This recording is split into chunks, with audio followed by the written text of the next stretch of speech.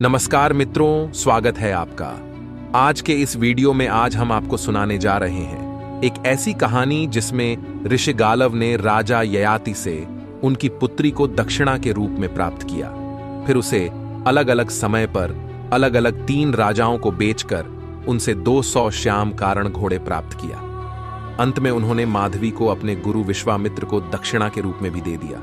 और इन चारों ने यानी कि तीनों राजाओं और गुरु विश्वामित्र ने न केवल माधवी के साथ संभोग किया बल्कि उससे एक एक पुत्र की भी प्राप्ति की। तो क्या है यह पूरी कहानी, आइए विस्तार पूर्वक जानते हैं। दोस्तों, हो सके तो वीडियो को अंत तक जरूर देखना। एक समय की बात है, धर्मराज ने विश्वामित्र मुनि की परीक्षा लेने की ठान ली। उन्होंने वशिष्ठ ऋषि का देश बनाकर वे विश्वामित्र मुनि की कुटिया में पहुंच गए। वहां पर जाकर उन्होंने विश्वामित्र मुनि से खाने के लिए अन्न मांगा। उस समय विश्वामित्र मुनि के आश्रम में बना बनाया भोजन नहीं था, लेकिन दरवाजे पर वशिष्ठ ऋषि को अन्न के लिए प्रार्थना करते देख विश्वामित्र मुनि को खुशी का ठिकाना ना रहा और वे उन्हें थोड़ी देर विश्राम करने को कहकर अंदर जाकर खीर बनाने लगे। इतनी ही देर में वशिष्ठ बने हुए धर्मराज ने दूसरी आश्रम में जाकर अन्न को ग्रहण कर लिया।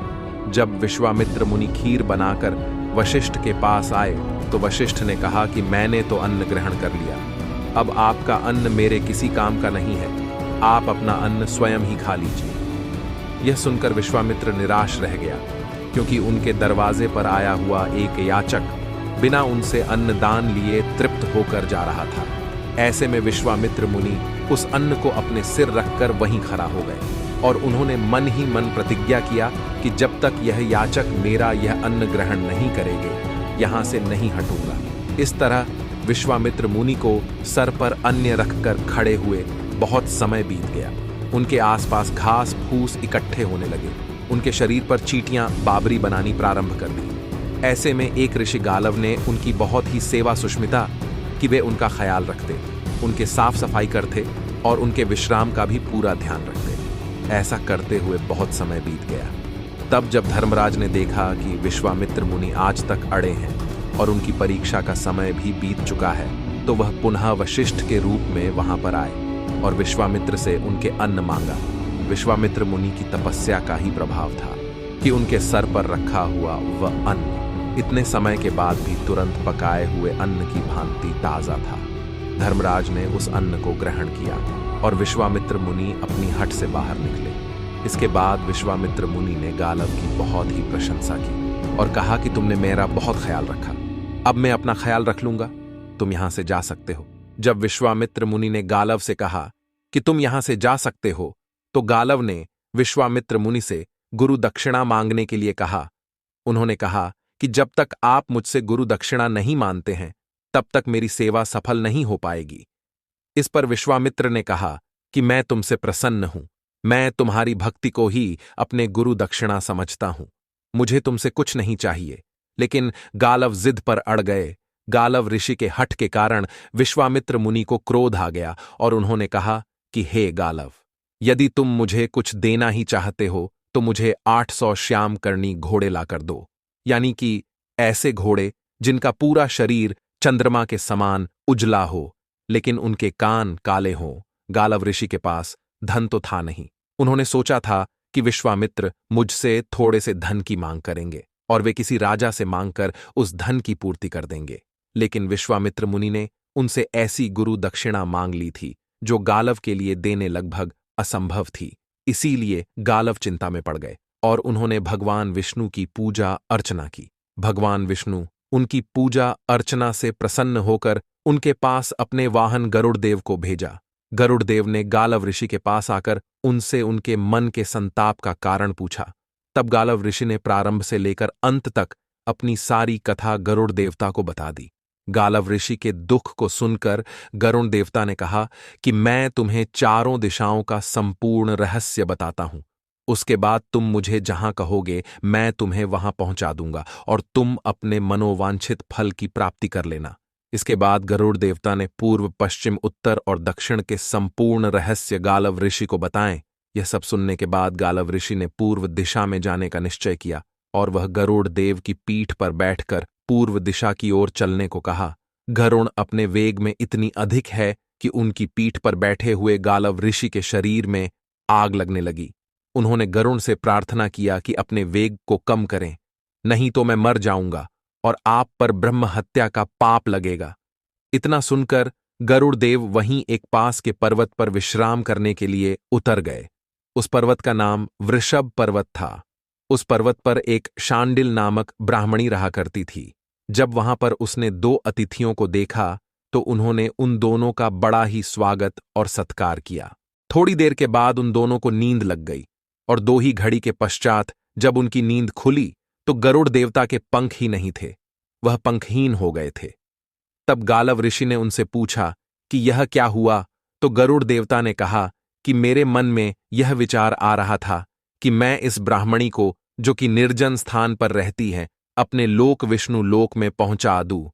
तो शायद इसीलिए ब्राह्मणी के तपस्या के प्रभाव से मेरे मन में आए इस विचार के कारण मेरे पंख जल गए हैं। तब ब्राह्मणी ने कहा कि तुम सही कहते हो, यह मेरा स्थान है और जो कि तुमने मुझसे बिना पूछे ही यहां से हटाने का विचार किया था, हालांकि तुम्हारे मन का विचार था, वहां तुम मुझे विष्णु लोक प्रदान करना चाहते थे, लेकिन फिर भी तुमने मेरी इच्छा का सम्मान नहीं किया, मुझसे नहीं पूछा, इसीलिए तुम्हारे पंख जल गया। अब मैं तुम्हारे पंखों को वापस तुम्हें प्रदान करती हूं। तुम दोनों ययाति के पास जाओ, वह तुम्हारी मनोकामना की पूर्ति कर सकते हैं। ब्राह्मणी की बात सुनकर और गरुड़ अपने पंख को वापस पाकर गालव ऋषि के साथ ययाति के पास गए। ययाति ने उन दोनों की खूब सेवा की और उनसे उनके आने का कारण पूछा।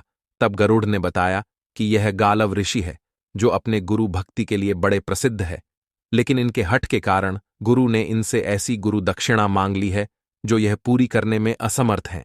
लेकिन इस पृथ्वी पर आपसे बड़ा कोई सम्राट नहीं है।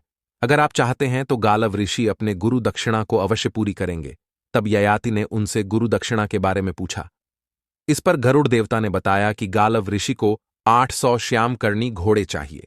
तब ययाति ने कहा कि मैं यह देने में असमर्थ हूं, लेकिन मेरी एक कन्या है, उसे एक महात्मा ने आशीर्वाद दिया है कि प्रत्येक प्रसव के बाद यह कन्या वापस कुमारी बन जाएंगी और यह कन्या 4 ऐसे पुत्रों को उत्पन्न करेगी जो 4 अलग अलग फूलों को अपना प्रकाश प्रदान करेंगे। मैं गालव ऋषि को अपनी यह कन्या, जिसका नाम माधवी है, प्रदान करता हूं और गालव ऋषि उसे ले जाकर किसी भी ऐसे राजा को दान में दे दें जिसके पास 800 श्यामकर्णी घोड़े हों, तो यह अपने गुरु दक्षिणा को पूरी कर सकते हैं। गालव ऋषि को यह बात पसंद आ गई और उन्होंने ययाति से उनकी पुत्री माधवी को ले लिया। माधवी को अपने साथ लेकर गालव ऋषि अयोध्या के राजा हरि अश्व के पास गए और वहां पर जाकर उन्होंने उनसे कहा कि हे राजन, तुम इस स्त्री को अपने पास रखो और मुझे इसके बदले में 800 श्यामकर्णी घोड़े दे दो। मैं अपने गुरु के गुरु दक्षिणा को पूरी करना चाहता हूं। इस पर हरिअश्व ने कहा कि यह लड़की बहुत ही सुंदर है, इसमें सभी गुण हैं जो एक कन्या में होने चाहिए। हे ब्राह्मण कन्या, 8 अंग जो ऊंची होने चाहिए ऊंचे हैं, 5 अंक जो सूक्ष्म होने चाहिए सूक्ष्म है, 3 अंग जो गंभीर होने चाहिए गंभीर है, तथा इसके 5 अंग रक्तवर्ण हैं। मैं इस कन्या को अवश्य ही प्राप्त करना चाहूंगा, लेकिन मेरे साथ समस्या यह है कि मेरे पास केवल 200 श्यामकर्णी घोड़े हैं। मैं 800 घोड़े आपको नहीं प्रदान कर सकता हूं। गालव ऋषि यह सुनकर चिंतित हो गए। तब माधवी ने कहा कि आपको मेरे पिता ने मुंह को दान दिया है, इसलिए मेरा कर्तव्य है कि मैं आपके गुरु दक्षिणा के शर्त को पूरी कर सके।